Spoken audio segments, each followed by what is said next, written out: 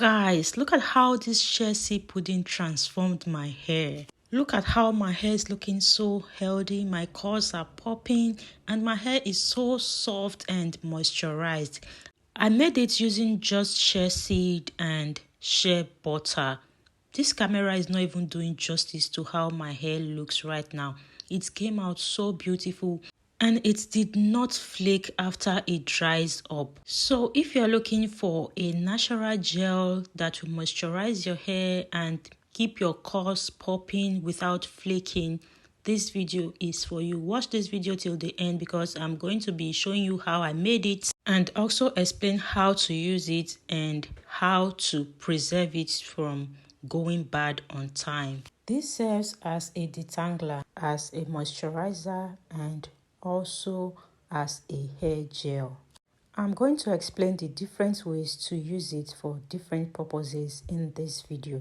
If you find the video helpful, please like, drop a comment for me, and share this video with someone. If you've not yet subscribed, don't forget to subscribe and turn your notification bell on for more amazing videos like this. Let's get started. So the first thing you need is your bowl, and the main ingredient for today is shea seed. The amount of shea seed you use depends on how much of the pudding you want to make. I'm using a lot in this video because I'll be making both the moisturizer and the gel separately. For those that don't know what shea seed looks like, just in case you've not used it before, that was why I brought it close to the camera for you to see. And I'm showing you the measurements that I used in making mine. I'll also drop the measurements in the description box, so check it out after watching this video in case you want to make for yourself. I'll transfer the shea seed into a bowl. I'm just making sure I get everything out of the cup because the cup has water in it, and if you notice, you see that the shea seed was stuck to the cup because of the liquid in it.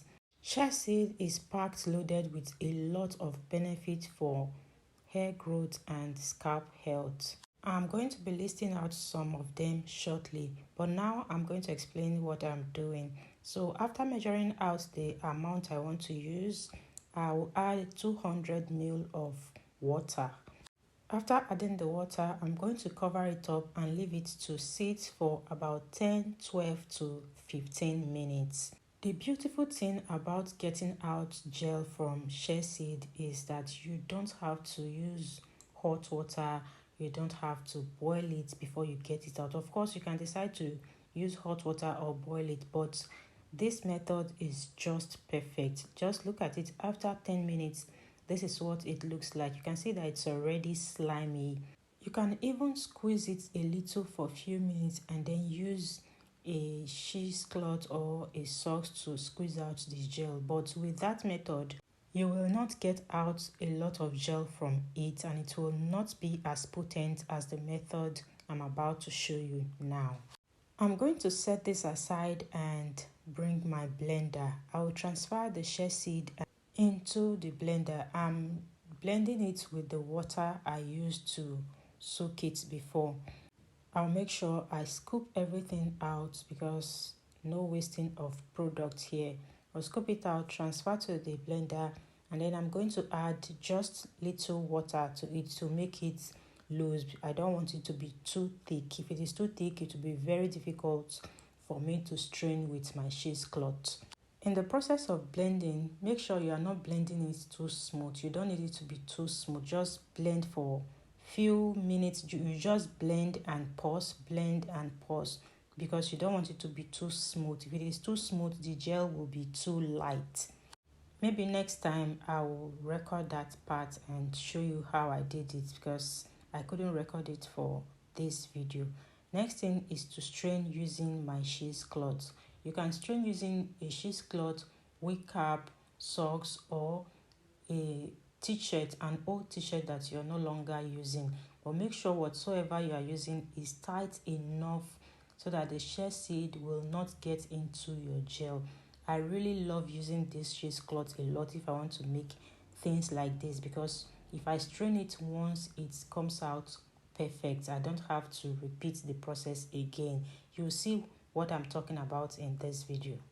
Now let's move to the benefits of shea seed for both the hair and the scalp. Shea seed helps to reduce hair breakage by strengthening the hair shaft and improving its elasticity.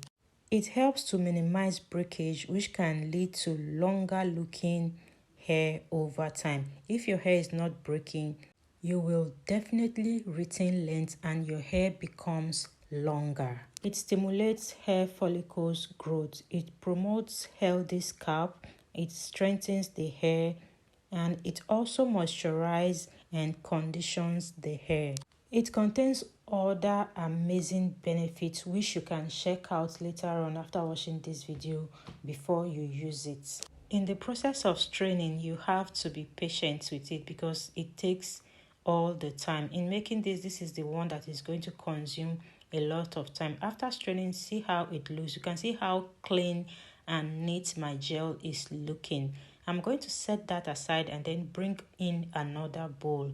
My next ingredient is shea butter. You can use any butter of your choice depending on the one your hair loves. You can use cocoa butter, you can use mango butter, avocado butter, whichever one you find okay for your hair. So I'm going to scoop out the amount I want to use for this hair pudding. I'm not going to be making too much. You can see that I'm not using too much butter because I'll be splitting the gel into two. I'll be using one with the shea butter and I'll be using the other one just like that without any added product. I melted the shea butter using the double boiler method, or you can just put it in the microwave for a few minutes until it melts and then you bring it out. Next, I'm going to be adding oil. You can use any oil you find okay. In this video, I'm using my cloves and rosemary hair growth oil. I added about 1 tablespoon of oil to it and then I put it in the fridge to rest for a few minutes. When I brought it out, I divided the gel into two and added half of the gel to the melted shea butter. And after adding it, I'm going to whip it until they are combined. Because I'm not making too much of the hair pudding, I'll be mixing it with my spoon. But at this point, you can use either a blender or a hand mixer. If you have any of those, it is better because it will help them to really mix together very well compared to when you are using either a spoon or a fork like mine. I'm just doing it this way because I'm not making too much. Okay, so if you are making a lot of it or you want yours to really come out looking smooth and lovely, you have to use either a blender or a mixer. Next, I'm going to add essential oils, which is optional, but I still like to show you this step just in case you want to make yours more potent. I added rosemary essential oil and lavender essential oil. Again, feel free to use any essential oil of your choice or you skip this step if you don't want to add essential oil. After mixing the essential oil to combine with the other ingredients, I'm going to transfer into an airtight container. You must use an airtight container for this if you don't want it to go bad on time. Speaking about going bad, that was why I did not make too much because I don't like to use preservative for my homemade products. But if you are making a lot of it, use an airtight container and add preservative to yours. If not, it will go bad. It will not even stay up to a week before it goes bad. I'm being sincere with you.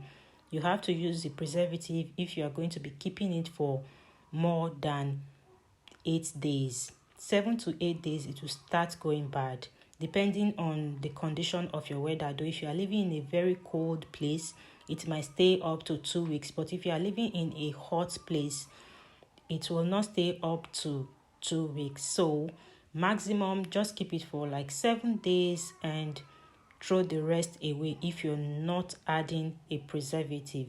Except you're adding a preservative, you can leave it for a longer period of time.